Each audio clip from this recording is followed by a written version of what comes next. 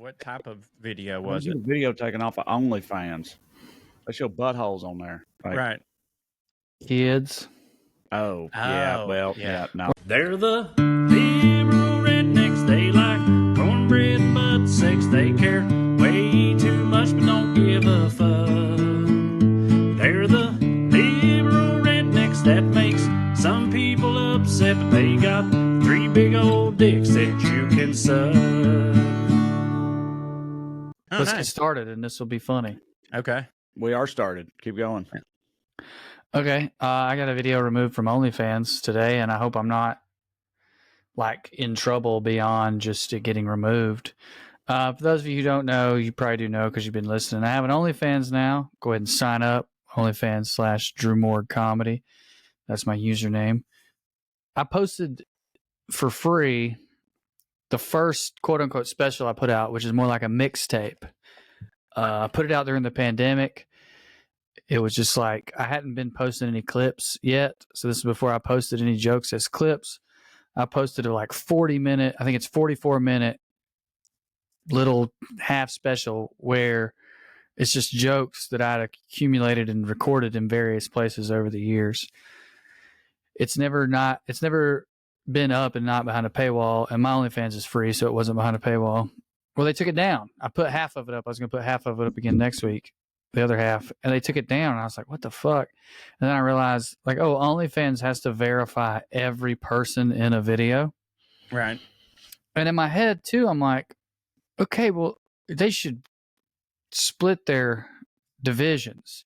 If they want to be a company that has comedians and also porn stars, they should hold them to different standards based upon the content that they are making. Yeah, I mean, was it us on stage, or like what was the context in which we were in the video? There are kids in the video because in between jokes, since it's like a mixtape, right. My transitions would be like one of my jokes on there is I'm an uncle, not a parent. Obviously, this is an old joke. I like being an uncle. And as I say that line before I cut to me on stage, I've got pictures of me playing with my niece and nephews. Nice. So like their filter caught it and should have. But what I realized is when I was promoting this, and I don't know if you guys remember this, I promised everybody if they would buy my special, that at the end there's a picture of you two naked eating banana pudding. Oh, yeah. So that picture's at the very end.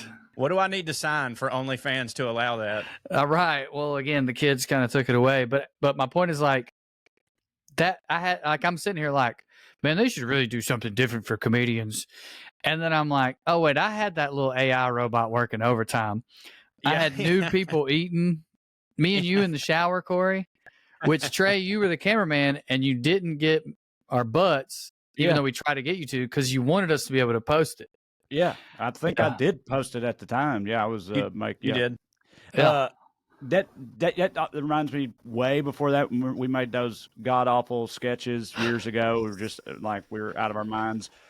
The one we made, Drew, that ends with me and you in the shower together. It also is just from the waist up. There's no dicks or butts in it. I was just thinking the other day about how someone reported that on my Facebook page. Wow. And this is pre-hit. So my Facebook page is just people I've actually met in real life or know to some extent. And somebody reported that and got it taken down. That just you ever have that happen? Like this randomly popped in my head like 3 days ago, a memory from 10 years ago. Yeah. And then all of a sudden I'm right back in it. I'm sitting on my couch in the present day going, I think I know who that bitch was. And I can't fucking believe she, like, I'm pretty sure I know who did it. And I'm still mad about it when I think about it now. This lunatic conservative girl that I worked with who hated the gays, and I'm sure still does. And I'm assuming it was her. But Facebook used to they all used to do this thing where it was like if someone reported it, they wouldn't even like review it. They would just be like, "Well, someone hated it, so we're taking it down." Yeah, you know what I mean? And then I would go back and be like, "Whoa, what's wrong about this?" And they're like, "Oh, you know what? Actually, nothing." I'm like, "Hold on." So just any random human being can just be like, this don't hit, take it off, and y'all just do that? I think they didn't do the tech. Oh, really? Because Instagram doesn't. I don't know about Facebook, but I mean, that's what happened to me on TikTok. Like initially, when I first got on TikTok, like you got a lot of people, a lot of like very sensitive conservative snowflakes who, you know, are thin-skinned and can't take a joke tried to get me canceled from TikTok because, you know, they didn't like the jokes I was telling. But all these people would see it and think I don't hit, and they would report me, and enough people report you, and they just like ban you or whatever. Right. And at first it's like a temporary ban, and then I got permanently banned for hate speech, and then I had to spend like months trying to get back on there, and then they finally actually listened. But yeah, all that was people for whom I did not hit reporting me, and enough people do it, and they just take you down. They don't, you know, they don't investigate or nothing. I thought on Facebook the excuse was, this is like, we don't have the technology to make sure wild shit ain't going up yet, so we kind of have to rely on the community. You know, it was like a painting with too broad a brush in order to keep child porn off Facebook kind of thing. And that now they don't need to do that anymore. Am I just completely wrong? No, I mean, I feel like you have to be right, because again, like, but then why ain't TikTok caught up to that? Because I've reported TikTok's shit on Instagram. Their robots are sensitive. I've reported shit on Instagram where they stole the video we made of my nephew and we're trying to monetize it. And it not work at all. Right. Here's where they got me a lot, was that they would tell me, they would take my videos down and say that I was spreading misinformation because they didn't realize that I was playing a character who was saying these insane things. So all their AI heard was like, the vaccine was created by the you know what I mean? All that shit. And then, you know, to their credit, on several of them, I would review it and go, hey, I'm not spreading misinformation. I'm making fun of people who do. And sometimes they'd be like, okay, cool. But what sucks is that the video would have been like really taken off, and then they take it away and they're like, okay, it can come back. And then it just fucking stalls out. Like it don't hit anymore. Dude, I had one on TikTok. You just reminded me, that did fine on Instagram, but was blowing up on TikTok. It was a joke about how ketamine and what was the horse stuff that they were taking? That is ketamine. No, the other horse. The dewormer, ivermectin. Ivermectin. I made a joke about how like ivermectin and ketamine, the right and the left both take horse pills and they're both going to end up meeting God. It's something like that. Funny. It was something about like meeting God because one's going to die and one's. But I said another line in there. It was like a longer video. It was like, it was something about knowing how to shoot. I think I said, most of these people are dying on ivermectin though because they're taking too much or too little of it because they don't know how to use the goddamn metric system. If y'all were real drug addicts like us on the left, you'd be fine. And that was what got me. It was talking about how to use the metric drugs. system. It was the metrics. I thought it was like we're goddamn American here at Facebook. It was like you're telling people how to use drugs, and I was like, I guess I am. Like, I guess I actually am telling people how to use drugs because I said something like, y'all got your milliliters and your liters confused. It's weird. I see shit on Instagram. Like, I'll see like a comedian, they'll post a video, and in the joke, they'll use the word, like the word dead will come up. Like, and on the caption, they will change it to something else because apparently if you put the word dead, it like demonetizes you or something. Like, what the fuck is there's these all robots, kinds of man? There's like living in hell. Porn, it doesn't matter the context in which you use the word porn, as people change it to corn, you know. Corn stars. Unalive. You can't say kill yourself or any kind of it's suicide. They change it to unalive. He unalived himself or whatever. And all those words like that are all a result of this algorithm shit. And I don't ever know any of those rules, so I just do what I do, and just then my videos don't hit because you know, because I break all the rules. That's clearly what I do too. You just reminded me. I got a message, and the gentleman tipped. And there's another thing. If you want to fucking talk to me on OnlyFans, you better be tipping. So this gentleman tipped. He sent a bunch of messages, but he tipped almost every time. And he was like, "Happy Halloween, Hayseed." And he was responding to some of my posts, like, "I'd like to see you do this, and I'd like to see you do that." Because I was like, you know, nothing like sexual. Solicit. No, I was like, you know, would you guys rather me talk shit about like the world, or would you rather me tell stories from my life? Like, I'm gonna drink coffee and either tell stories or shit talk. You know, what's the word I'm looking for? The current political landscape. Yeah, what do you call that? Not highlights. The zeitgeist. The zeitgeist, yeah. Headlines.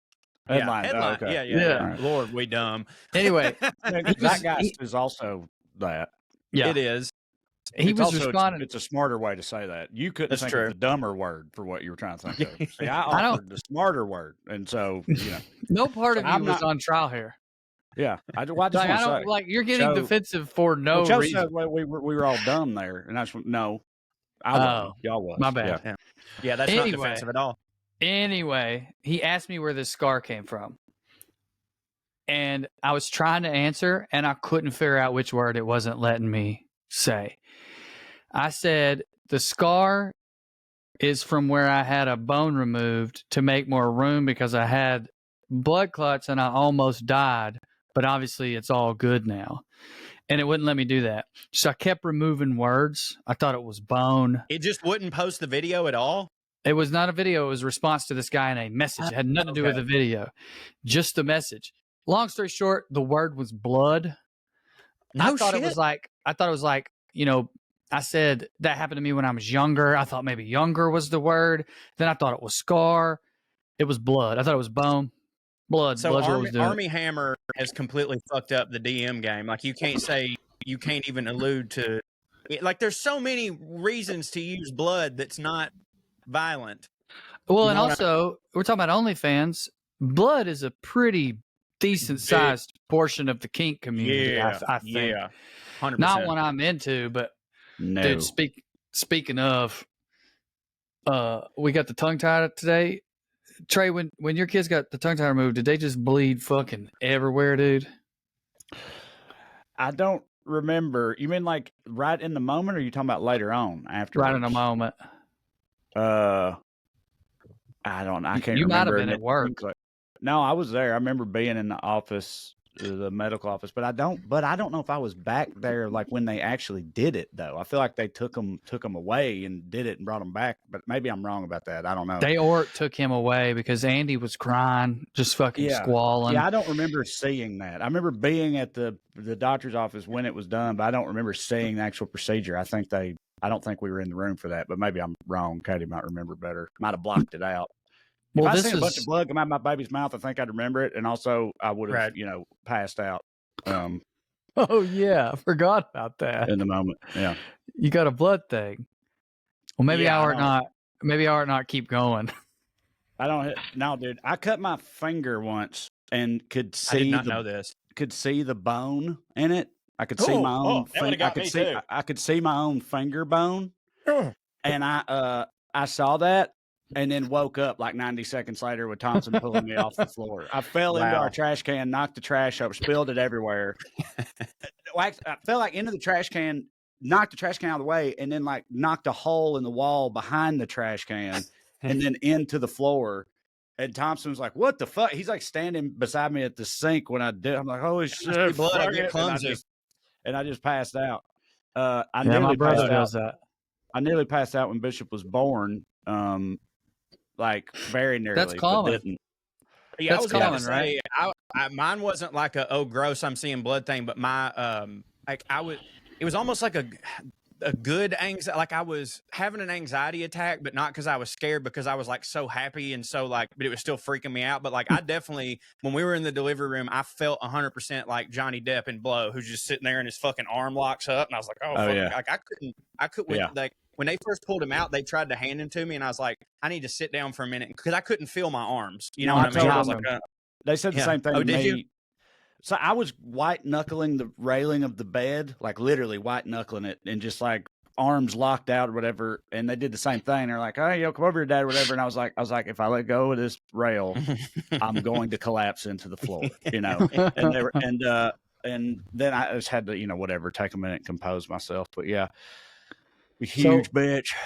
So he was, doing that. I think part of the reason this is a little bit of a hippy dippy doctor, because of course, and we didn't go looking for a hippy dippy doctor. It's the only one we could find. It doesn't matter. That part of the story is boring.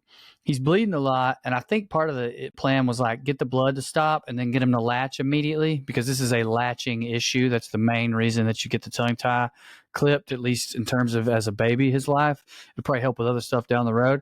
So they were trying to latch him. And at one point, Andy looked at me and was like, It was very weird to pull my nipple out of his mouth and it had blood all over it. And in front of the doctor, accidentally, like I'm just talking to my wife, having this intimate moment.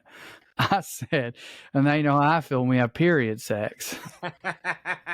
Yeah. Because, and I wasn't even trying to be funny or gross. I am so for period sex if Andy wants to have it. My only thing is I can't look at it. And she's like, right. You think I'm gross? And I'm like, it's not gross. It's not you. It's the stuff that's in you. It also feels, it feels like I'm hurt. To look down and see blood on your dick. Yeah, that's a crime scene. It goes against stuff, right? It goes against some part of your DNA of like protecting the people you care about. DMX be damned. I don't want it. Yeah. All I was trying to express to her was like, yeah, you think that I'm grossed out by you. I'm trying to convince you that it has nothing to do with that. It's some visceral reaction to associating blood with like pain, and it's coming out of you. But I said it right in front of the doctor. Right in front of the doctor. I bet the hippie was probably mad about that. The hippie doctor did not say anything. She just said something about the baby. Something about like, yep, let's clean it off and try again, which I should have said. If I was a real comedian, I'd have said, that's what she said. He said, right, yeah. There's been something that has been annoying me the past couple of days I want to ask y'all about, and it's got to do with Europeans. Actually, the whole rest of the world. I think I know where this is going. Yeah, but I've thought this before, but it just recently got brought up again. Of course, I was on Reddit. This whole thing happened. These people, all the other non-American Reddit people were like ripping on America as they are wont to do for so many things. But in this particular instance, it was how we write dates. Okay, like y'all familiar with this? Yeah, they do the year first, right? I don't know, not the year. It's just the day. It's like 21, the 21st of June, then the year. Almost everywhere else in the world, except us, would write today as, because we're recording this on Halloween, would write today as 31/10/2023, right? And we write 10/31/2023, right? And they're like, fucking Americans, always got to do this shit, whatever. But like, I just think the whole rest of the world is wrong and we're right. Me too. I agree. I think I agree, but I think it's closer than you believe. Say it? How do you say no? You today is October the 31st, of 2023. You could say it's the 31st of October. But like, if you were trash, a commie, like you said, yeah. Well, I agree, but there's something you're not thinking of. If you're just talking about units. It is odd to go from the small one to the middle one to the big one. I'm sorry, from the middle one from the middle one to the small one to the big one. It's like there's 12 months, 365 days, and then of a year. Like that's a little weird. I still agree with you 100%. And I've lived abroad and fucked it up before. So like it's not just been annoying to me. I've been like, fuck, I gotta start over. Yeah. Right. But do they say it differently? Like if you ask somebody like, hey, what is next? Like what is next Wednesday? They'll be like, oh, it's 7 November. They don't say November 7th. Well, that don't hit. I don't hit at all. I don't either. I don't like that. And by the way, not always. Sometimes they'll say November 7th, but I don't know if that's because of our movies. Sometimes you got to like realize that like we are actually slowly making the world America. Of course. That's the other thing too that pissed me off about Americans or Europeans on the internet just the other day. They're talking about, how like America, like America don't have culture like other places do. Like our culture is just fucking Applebee's and whatever else. And it's like, the whole world is our culture now. Like we export our culture to everywhere, even our like dumb shit, even our idiots we export to other countries. Look at like Australia's idiots right now. They're just our idiots with that fucking accent, right? They take like we've like achieved an almost complete cultural victory because of outside of China, Hollywood and everything, and we're trying there. And fucking so, shut the fuck up. Like it's just. But arguably that shit ain't true. Arguably, that's their point. That's at least part of what's going on with them too. Is like they're like, stop doing that. Yeah, I will say y'all don't hit. As far as like storybook goes, like if you're reading like I don't know, Charles Dickens, like it sounds more storybook to say the 31st of October than it does October 31st. So like in that regard, like actually written out, I see the merit to it, but like saying it to another person just in conversation, ludicrous. Absolute ludicrous. My son just got home from school. He just walked through the backyard and he's dressed as a wizard because it's Halloween. Nice. And even though I just said it was Halloween, I forgot it was Halloween. And so I just saw like what I thought was a crazy hobo or something coming in a wizard robe. It freaked me the fuck out. But then I realized it was Benton. So, shoot him with a trank dart. So I talked about that on stage the other night. I did a show on Saturday. And so Saturday, the kids were out in Halloween. I drove from my house to the Comedy Store. And obviously, I'm doing material about being a new dad. And then I was like, oh, here's a new thing for me as a new dad. Halloween means nothing to me because I no longer have any thought of going out. I didn't know what day it was. And he's too young to dress up. Yeah. So this weekend, mine was the perfect age. So like 3 times this weekend, I had a what the fuck is going on moment last a little longer than it sounds like yours did. Like there was this dude in LA, hanging out. You never know. Right. He's just smoking a cigarette in full on the Crow gear on Friday. Yeah. And I'm looking at this dude and I'm like, man, that guy's giving me the fucking, why the fuck would you do that? Like, right. It's 10 at night and he's just like bothering people. And then I'm like, oh, that guy's being festive and I'm an asshole. Yeah, awesome. If it was just thing happened to me. I was in Boston this weekend and I went to like the north end and, you know, over there where the Freedom Trail is and Union Street and all that shit. And it was fucking massively packed on Saturday. And we pulled up and I was like, man, people here are fucking weird. I was like, is this really how like Harvard kids dress or whatever? Because they'd be like, have like because like, they'd have like a dinosaur onesie on or something. Yeah. Like the something onesie like thing. that. Yeah. And I didn't immediately put that together that it was and then I noted, but I saw a bunch of them. I was like, what the fuck? And like some goth chicks, I guess were vampires or something, but I didn't see like Pennywise or nothing. Right. You know what I mean? Like I just saw those and I was like, and it took me an embarrassing long time to remember. I was like, oh, right. It's Halloween. And then I realized that easily half the people, or it's Halloween weekend, easily half the people were dressed. But I was usually going to say like it means nothing to you. I actually was going to bring up on this episode because I know Corey's already done it because, you know, he sent us pictures of his baby dressed up as Lieutenant Dan. They made him look like he ain't got no legs. It was fucking adorable. One of the cutest goddamn things I've ever seen in my life. And because he's in a stroller. Yeah. It looks like a wheelchair and he ain't got no legs. And it's fucking hilarious. And I was going to say, Drew, like, yeah, you don't like. I can't even remember what it's like to go out and fucking get ripped on Halloween. But like, that's one of the cool things about parenting is like it's gonna. All the holidays are about to shift pretty hard, or if not all of them, you know, many of them, Halloween and Christmas especially, in a direction that you know, I find hits. Yeah, I've been done. Your baby's born little, so I've been done with my version of Christmas for a while, so I'm real pumped about that. I mean, they already wasn't getting me nothing good. I told Katie earlier, like I'm getting sad about this. Has been coming up so much for me lately because they're grown. Like, yeah, like mine, they're not like that. That whole era I'm talking about, like Santa's gone, just about over for me. Yeah. Like I think they're gonna. We don't even know if they're gonna go trick or treating tonight. Have another one, probably bro. will, and then but it's soon. Next year, or the year after, you're gonna have another one. They're gonna be done. Well, it's never gonna happen. We are probably going to purpose, Corey. No. We are probably going to Carrie and Earl's, which is what we usually do, depending on how he's feeling. And they hand out candy. There. So you guys should just do that because I feel like the kids could have fun either way. And dude, it's awesome because you know the 4-year-olds come up and they want you to do Darth Vader with them or whatever. So like we usually go over that. We only didn't last year because one of Bishop's friends from school, they had this big like 30 goddamn 5th graders all like went together, and so that's pretty cool. They weren't in Earl's neighborhood. Yeah, this was my first Halloween with like we went to a party that was specifically for basically like. You know, we're adults and we're going to have beers or whatever, but like we're bringing our kids and it's like, this is where we're going to hang out.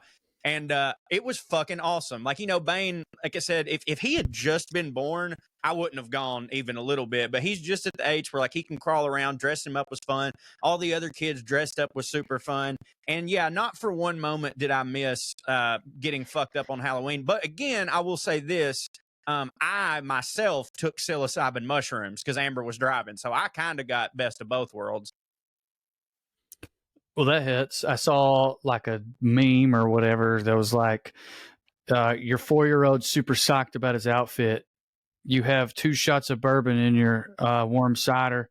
It smells like fall. Mm-hmm. Halloween fucking rules as a dad. Does. And I got like emotional. I was like, God, I can't wait to be drunk in a neighborhood. I was thinking about that the other day, about how much Halloween hits for me, because it's the only holiday that doesn't have anything else behind it but fun. Like, I love Christmas, but then you got that religion Christian lost. Yeah. But you know what they did. I understand that, but you know what I'm saying? Like, nobody even, it's not like I'm going to run into a witch's coven who is like, remember what we're truly supposed to be celebrating today? Like, whereas on Christmas that happens. And then on July 4th rules, but then I got to hear people being like, if anyone fucking takes a knee for that goddamn flag, I'll kill. Halloween is just fucking candy and dressing your kid up like Lieutenant Dan. And I spent all night, by the way, just looking at him going, Lieutenant Dan ice cream. And he had no idea what I was talking about, but it was a lot of fun. Yeah. Well, and don't forget that we all have to put drugs in the kids' candy. That's one of my favorite parts about it, is getting together with my heathen friends and just throwing fentanyl into the Snickers bars. Yep. I'm out like $2,000, but hopefully I ruined an entire neighborhood of children's day. Exactly, for fun. I did want to tell you guys something that I had forgotten about. I've been meaning to text y'all this every time it comes up, and then I just not. But I think it's easier to convey on a podcast than over text anyway. There's a guy that I've done some shows with. He's like a rapper and a comedian, and he's got like a lot of followers. He's got a new song out. He's been posting about it, so it's all over my feed. And the song is, I think, called Kissing Girls, or Girls Kissing Girls. Hit. I'm 99.9% sure that what this man is doing is he's finding the opening part to black lesbian porn scenes. He's screen recording them and then posting it with a 20-second clip of his song as if it's his music video. And I have to say, this is the greatest move I've seen in a while on the internet. And so it's not the nude part, obviously. Otherwise, it would be flagged, just like the storyline. It looks like this dude has a music video that he has yet to release the full length of. That's just a bunch of hot black chicks making out.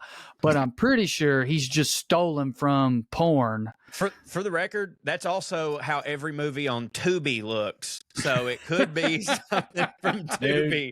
What? No, how? Like, what's going on over there, dude? Yeah, right, exactly. Like, I wonder at the existence of movies like that all the time, because it's like I've never been able to get a goddamn thing made. Right? And everyone sets really out to make something good. It's really hard to get something made, but then there's all these fucking movies that exist out there that are like comically terribly done and made for fucking peanuts, evidently, and are still like, available for people. They exist and people can watch them. Well, we're in that middle ground. You know what I mean? We're in that middle ground where it's like, I'll make a stupid ass terrible movie. Hell, I guess we're just going to have to do it ourselves. I'm not turning those down. You turning those down? No, fuck no.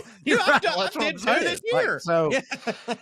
I'll be in a fucking Tubi movie tomorrow. Hell yeah. When we were in New York, Andy's mom, she always has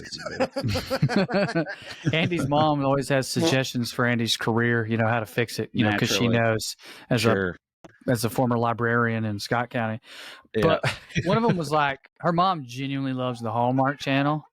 My dad does too. It's his favorite. She's like, Andy, you got to get on the Hallmark channel. And Andy was like, fuck it, I'll look into it. Some of that stuff's made in New York. Like, I might as well look into it. She talked to her agent, and her agent was like, like literally laughed at her. Was like, you think I can get you on the Hallmark channel? Right. She was like, first of all, Bear has that locked down, boy. Well, she was like, look at the women. It's all people who were famous and they're faded, or they all, and she was right. They all literally look exactly alike. Exactly the same. And Andy don't look like them. Yeah, dude, they're fucking they're massively popular, and my dad unironically, like, those are his favorite movies to watch. Like, it's every single one of them. By the way, here's the structure of all of those movies. All right, it is either Small Town Boy or Small Town Girl. Right, comes back one home. Of the two. comes back home. There's a rich city boy or girl, whatever. There's some problem that this person has that potentially only this rich person can solve. It'll never work. Our personalities clash against all odds. They get together. They end up, they make the beet juice factory work, and then it's Christmas. That's all of them. And they're great. The women often leave a man in a suit who's from the East Coast and probably voted for Joe Biden. So I feel like that's part of it for people. Yep. Yeah, for sure. I mean, which, by the way, you know what? Sweet Home Alabama and The Notebook also follow these tropes. They were just like knocked out of the park when they did it, Yeah. Was Sweet Home Alabama a book like The Notebook? Wasn't The Notebook a book first? Oh, yeah, Sweet Home Alabama was absolutely a book. Here's how good Sweet Home Alabama. That's from a Nicholas Sparks. Nicholas Sparks. He's like he writes all the books, and he's like the guy. Yeah, exactly. Walter remembers the guy's the book. So Sweet Home Alabama was so good that I believed for a few years that Reese Witherspoon was from Alabama. Yeah, she's from Georgia though, ain't she? I think it's Tennessee. I think it is Tennessee. Yeah. Her kid is named Nash, I think, after Nashville or something like that. Friend of the show, Sean Bridgers, has a gay best friend in Sweet Home Alabama.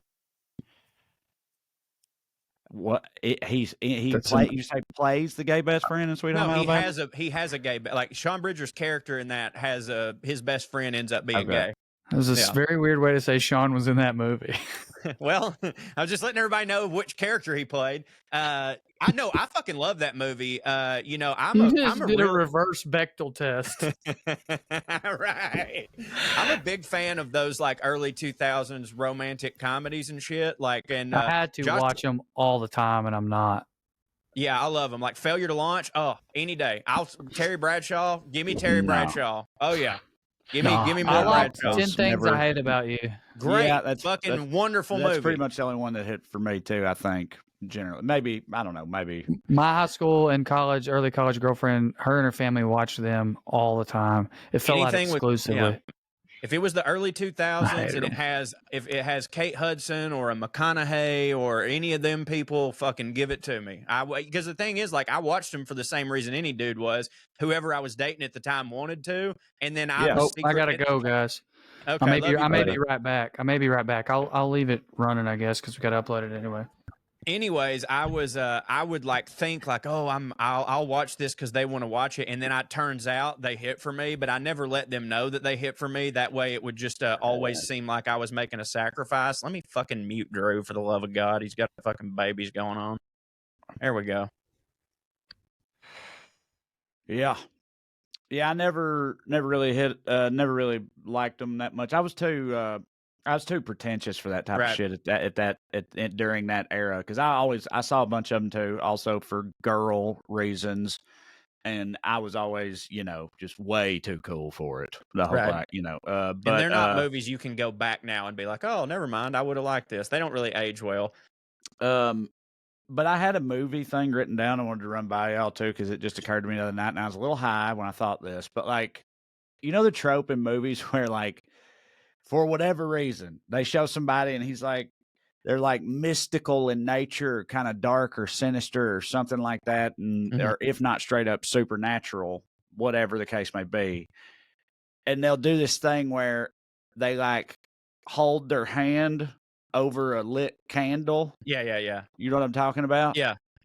To show that they're wild. Yeah, right? It won't burn them or whatever. And it's don't get me wrong, that is a wild thing to actually do, in real life. But in a movie, not so much. But it's odd that it became such a common trope in movies, because it's not visually spectacular or nothing. Right. It kind of just looks like in the heightened world of movies where you got a wild somebody who can't be burned or whatever. Yeah. They need to eat a bird in front of you a little bit. Yeah, right. Fucking, like Khaleesi in season 1 of Game of Thrones or whatever. Right. That's walk into an actual burning building. Yeah, that's how you do that. This is it's just not. It's not that visually compelling or anything. I just thought I saw for the 80th time in my life, I saw a scene where the person did that in a movie the other night, and I was and for the first time I was so they're still doing it. That's kind of dumb looking. Yeah, it is dumb looking. Yep. We got a bleeder. He's fine, Oh no! but he's kind of choking on his own blood. So I am gonna go. Okay, buddy. I'm gonna go take care of that. Sorry, guys, but Andy's a little exhausted, and so's he. Sure. That's all right, buddy. We love you. All right. Take care of that blood. Bye. All right. All right. Well, there All right. goes Drew. Well, what do you got? You didn't like my candle thing. Go ahead. I did like your candle thing. Then Drew came in here with a screaming baby talking about fucking shit bleeding. I don't have anything. We were having a great conversation, and then Drew had to leave. Which, by the way, Drew, if you're listening to this, I totally understand and not your fault at all. I would have done the exact same thing. I got one for you. I know you can talk about this. We were texting about this the other day. All due respect to them, and I would love to be involved in any capacity. Don't get me wrong. Not trying to just shit talk for no reason, but I believe the inevitable has finally occurred, and the MCU, I think, is on its last legs. I'm not saying in terms of commercial viability. I think it'll keep making money or whatever, but unless in terms of critical success, unless they pull out of this nosedive they're currently in some way, like they've got to knock something out of the park and really bring it together in some fashion to get it back on track. Unless that happens, I would argue. I think we're reaching the end of the road, because I was telling you, I was watching Loki. We are currently watching Loki, and Loki is a good show, and I enjoy Loki. Even Loki, one that I actively like, I have issues with it too, because I find it pretty fucking confusing. Like almost anything that involves time travel or multiverses or whatever, which is what the entirety of this phase of the MCU is focused around, is these inherently confusing fucking subjects, which is a major problem in my opinion. And not for nothing, I said I thought that was going to be a problem when they first introduced those elements. You did. Like at the very beginning, I was like, yeah, I don't know how that's going to go. And I feel like it's going exactly the way I feared it might. But anyway, while watching Loki, I thought all that. And I was like, and then I thought, but really the bigger sin, or not bigger sin, the bigger like shame of it all is that I realized, like, I no longer give a fuck. There's no stakes about the MCU at all. Like I was so heavily invested in the first, the Endgame saga, like with the whatever, how many phases it was that culminated with Thanos and Endgame. Fully invested, loved that ride, hell of a ride, historic ride cinematically, and you knew it was going to be a hard act to follow, but they're just not pulling it off. Like this current phase, I just am not into it really. I don't care. You sort of said this, but I want to say it again too, which is like all due respect, because like I don't see how this couldn't have happened. Like if you hit that hard, it's going to fucking happen. But like you mentioned earlier, like unless they really come out and knock something out of the park, I would argue that like they did that with Guardians of the Galaxy 3 and it still ain't mattered. Like Guardians of the Galaxy 3 was fucking awesome. But we look at that as like, oh, well, that's throwback stuff. Yes, like that's what I was about to say. That's the conclusion of this chapter. Yes, exactly. I agree with you. That's what I was about to say. The difference there, they did knock that out of the park, but that feels like it's an epilogue to the first era of the MCU, because it kind of is, right? So it don't feel like it's part of this new current era, which to me feels pretty directionless and also all over the place. Like I don't really know what the fuck is going on, and they've done so much, and they all try to tie it together, and I don't know how they expect everybody to watch all of it, especially when so much of it is like mediocre at best. And like, I know how this is going to sound, because I'm sure there's going to be a whole lot of girl power in it and whatnot, which I have no problem with. But like the Marvels, like I just don't give a fuck. I could not possibly care less about that movie. But I don't think I don't think that's even close to like a woman's thing, or like I know because I'm full I'm not like there's plenty of people who were like literally read every comic. They've fucking go to all the conventions. They're way more of Marvel nerds than I am. But I'm far from like a casual fan. Like I do know some shit. I do read the comics and stuff. And me, right, who makes up not as big of a percent as what you need for like a global market of fucking, film audience. I don't know what I'm supposed to be that excited about in the Marvels movie. Cause like, dude, with all the other ones, like you understood, like, you're like, okay, well, like in this one, there's Ultron and ultimately it's going to Thanos. But like you said, right now, they're all sort of just pieced together. And like, that would be, listen, it would be cool if they just said, hey, all right, we're no longer doing like, there's no phases. We're going to kind of do what Batman has always done, and we're just going to make standalone movies, right? I'd be like, well, that's really cool. But they try to do that. They're like, okay, here's the Marvels. Like, yes, you don't know who they are, but that's fine. You have to learn eventually. But then that movie will contain all this shit that if you didn't watch this, and this, you're not going to fucking understand. You know what I mean? So like, again, I don't know what the fuck's going on. And people, they've sort of trained the audience to be like, you kind of need to know what the fuck's going on. So like, I'm predicting, and I hope it's not like, dude, I want everything that's good and has good people working in it to succeed. But like, there's probably about to be some pretty rough box office numbers for this Marvel shit, if I had to guess. Yeah, I agree. I think that like, and then you add in the fact that, and this is not their fault. And also, I don't know how they're going to handle it, but like, you know, the next Thanos, the Jonathan Majors, was going to be Kang, played by Jonathan Majors, who it turns out apparently likes to beat up on women's and whatnot. It seems, allegedly. Well, what's the latest with that, by the way? Like, do you know, like, or are they just trying to like let the heat die, let that run its course? Is he still like part of the MCU? They haven't like fired him or nothing yet. They right? definitely haven't fired him, because I would have 100% heard about that. But like, you know, I think right now all it is allegations and shit. But like, it's not a good look. You know what I mean? Especially when like, it'd be one thing if he just, I don't know, if he was just a character that like, oh, well, you can lose him. But like, no, they very much, in the first season of Loki, set him up as like, this the new big bad.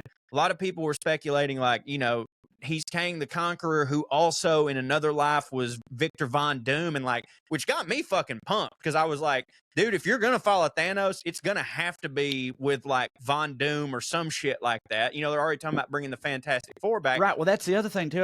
Like, they got the Fantastic Four back, they got the X-Men back, but like, what are they gonna do with like? Surely they're gonna use the X-Men in the MCU, right? But like, do they even know? Like, when is that gonna happen? And the whole thing might peter out before they get to that point and whatnot. And I don't know. I don't know if I think it's like superhero fatigue, which people have been calling for a long time. There's a lot of that. I have it.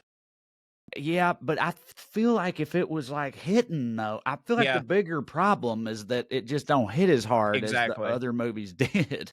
Like, I think if the movies were still smashing, like quality-wise, we don't get football fatigue as long as the games are hitting. Right? Yeah, exactly. Yeah. No, I'm with you, but like, it's a real big bummer, because like, so much of what makes the X-Men cool in the comics, like, you know, if you're a comic nerd in any capacity, you know that the X-Men like were actually active in the Marvel Civil War, like, and they weren't allowed to do anything with them in the movie. Now, in my opinion, Marvel Civil War is still one of the best movies they did. I fucking love it. Like, they pulled it off even without the X-Men.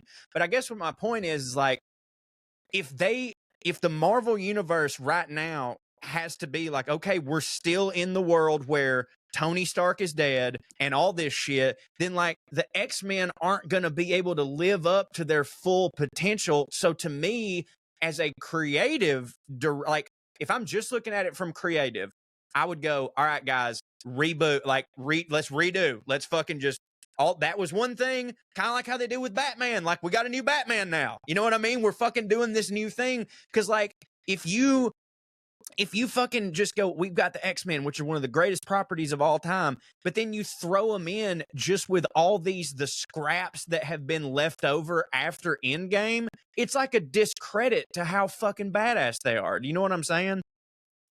Yeah, man. I mean, I think that like, you know, DC, like, I don't know, DC, like, Batman's kind of its own thing. It generally is, and I like that. Yeah, me too. And they also at DC, they do those Elseworlds, they call it, right? The like Joker, right? Yeah. Like, yeah. And were there more than that, or they plan to do more of those, or something where it's like they're just other totally separate standalone things that, you know. It's like this is in a different universe. Like the Matt Reeves Batman and the fucking DC Batman are two separate things. If you're pitching what I hope you are, which is like, I wish Marvel would do some shit like that. I do wish Marvel would do some shit like that. Like, if y'all want to have this universe continue and go on, that's totally fine. But like, let other great direct, like let Robert Rodriguez come in and take a shot at like an Iron Man standalone movie. You know what I mean? Yeah, that would be cool. I think that like you know, it's also a problem that any kind of like any good TV show runs into after a while if it's not based on like a book series or something, so there's already a narrative in place for it. Like, you know, you got to keep raising the stakes, right? And it's like, Of course.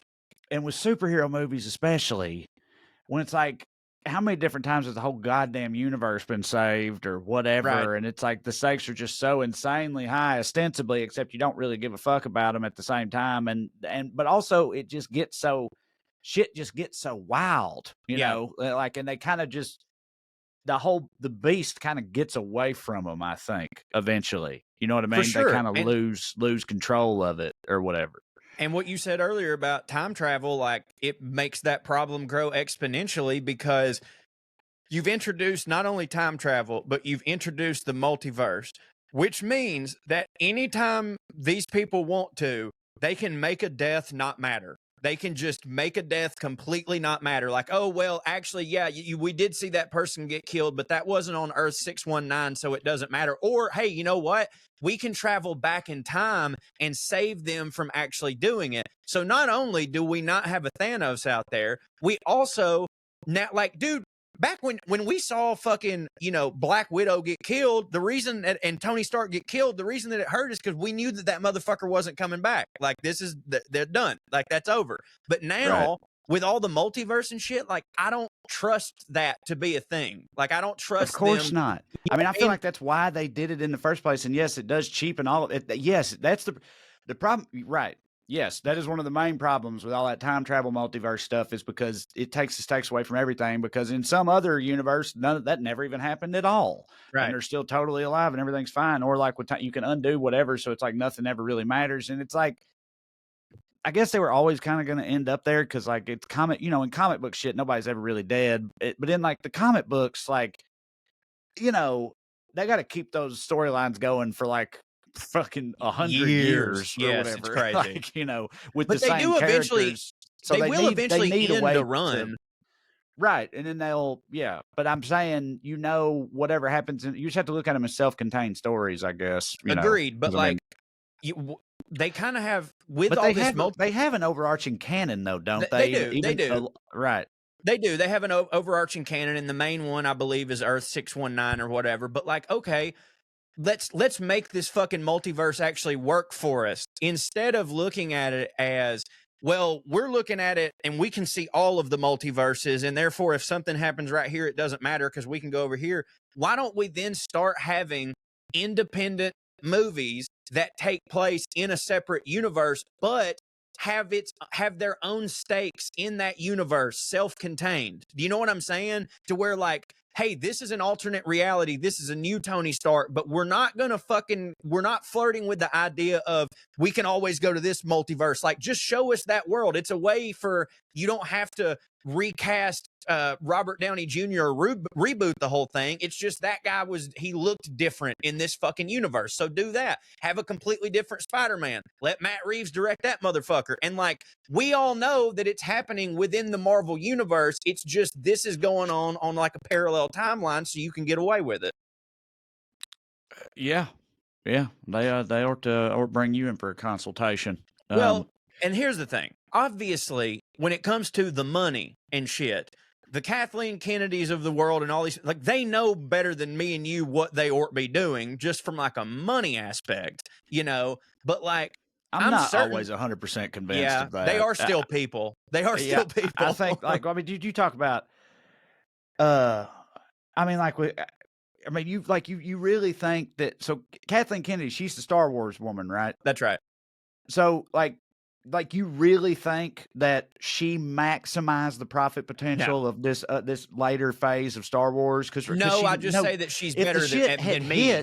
If it had hit, it would have made more money. Like, of course. You know, and she's in charge of making sure that it hit. And, you know, and she's on the record ever since saying like they had no a larger plan or long-term vision for it. They just started it. making the movies, which is one of the most insane things I've such ever heard in my carny entire horse life. shit. Yeah, when you're talking about Star Wars, like it's a multi-billion-dollar franchise that you're bringing back. It's a massive deal, and it's just like literally unfathomable to me that that people in charge of something like that, something that big, would go into it with no plan in place. But they've admitted to the fact that they did. It's so so crazy. Like how this is a franchise that like not only do millions of regular people care about, but there's a ton of creative geniuses that care a lot about it that would have loved to been entrusted. Like just go, hey, hold on just a second. No.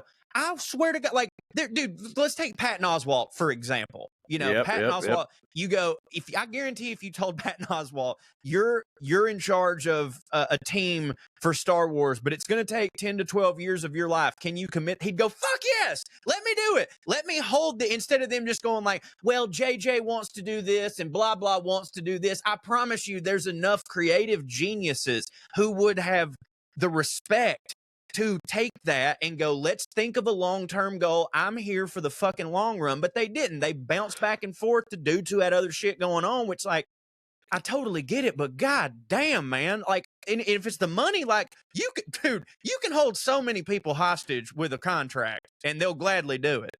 Yeah. I'll do it. The way the primary sequel trilogy played out in terms of, like, it's unreal, man. J.J. Abrams came in, basically sort of just like soft rebooted A New Hope. Like there were so many similarities and parallels. Basically, 100%. Right. And that was super fan service and whatnot. But that didn't hit for me. Right, exactly. It was literally hopeful for everybody. We're like, oh, wow, they're in the right direction.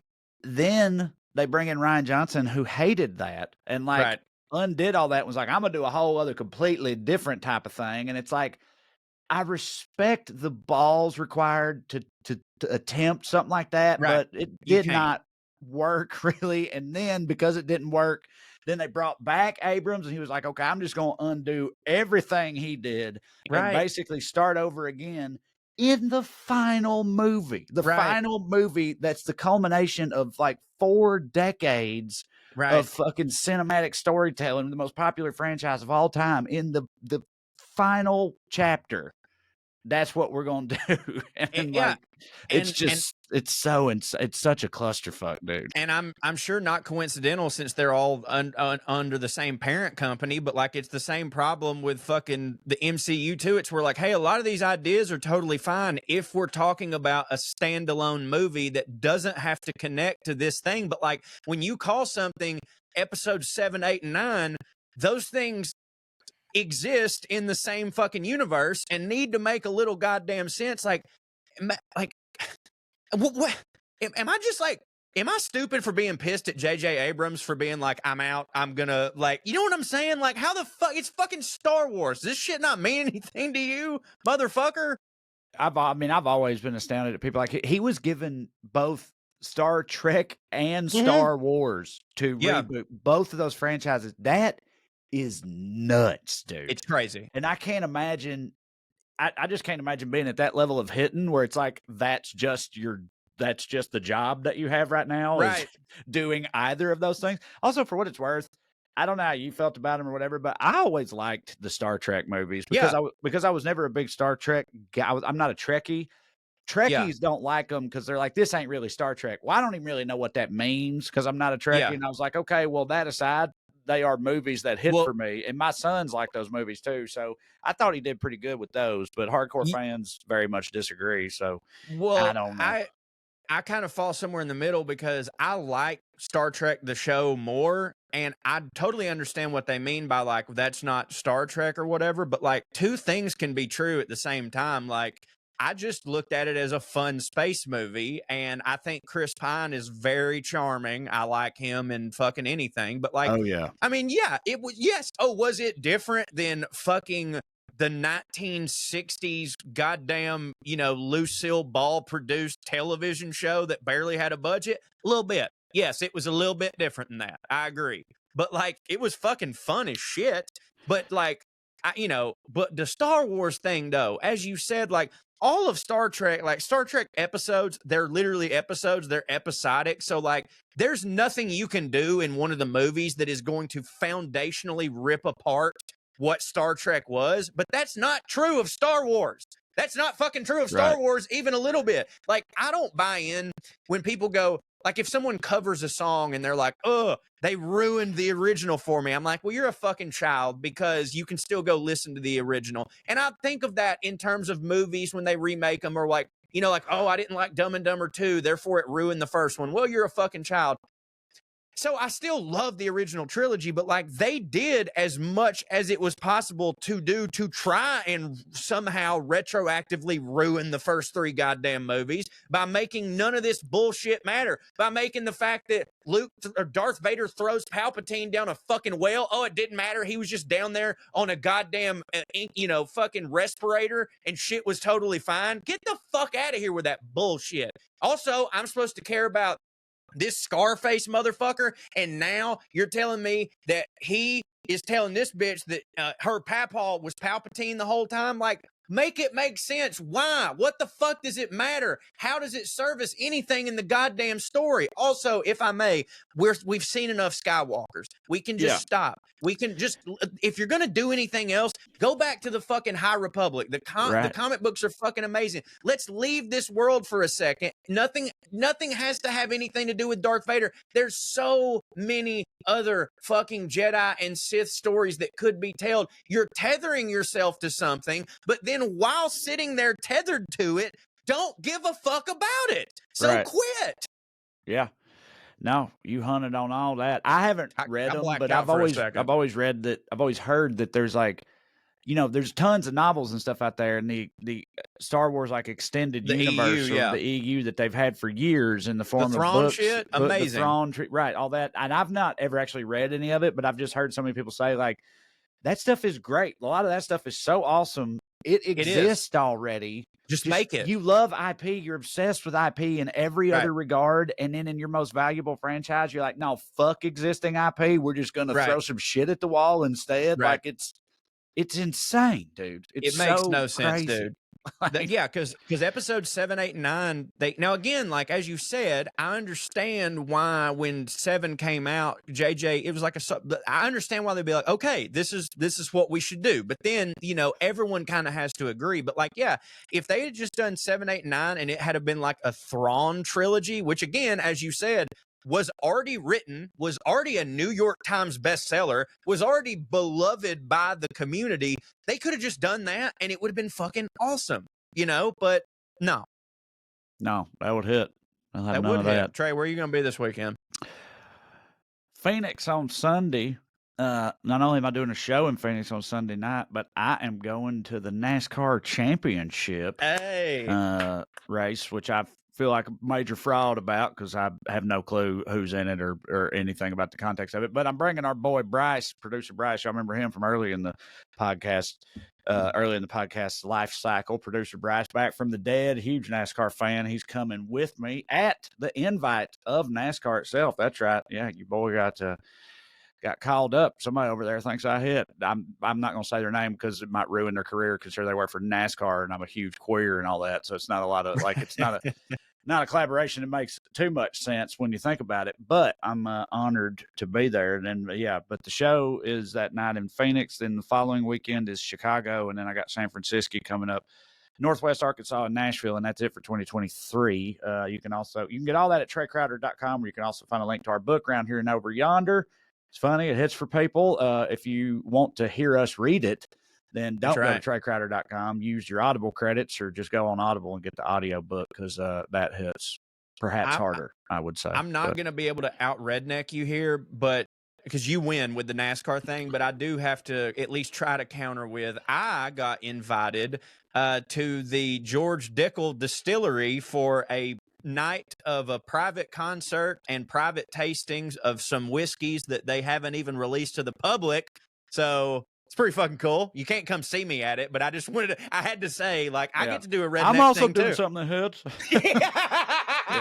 But I'll be in Nashville with Trae December 14th through 16th. Also, Asheville, December 28th. I'll be at the Gray Eagle with our buddies Good Cop, Rad Cop. And by the way, those of you who already follow me at bonuscorey.com, you know, but in case you haven't gone over there, the epic conclusion of Colonel Cornbread and the case of the Confederate Ruby. You get to find out who done it, where they done it, and why they done it, baby, over at bonuscorey.com. And we're working on a new audio drama for you. So all that, listen to Putting on Airs. And thank you all for listening to the WellRED Show. We'd love to stick around longer, but we got to go. Tune in next week if you got nothing to do. Thank you. God bless you. Good night and skew. Bart. This episode is brought to you by the new book, Round Here and Over Yonder, written by authors Trae Crowder and Corey Ryan Forrester. That's ya boy. The book is out now. I would like to thank everyone who did the pre-order, but for those of you who were like, you know what, I want to wait and actually go to a bookstore and pick this thing up, well, you can do that right now. Round Here and Over Yonder, a front porch travel guide written by two progressive hillbillies.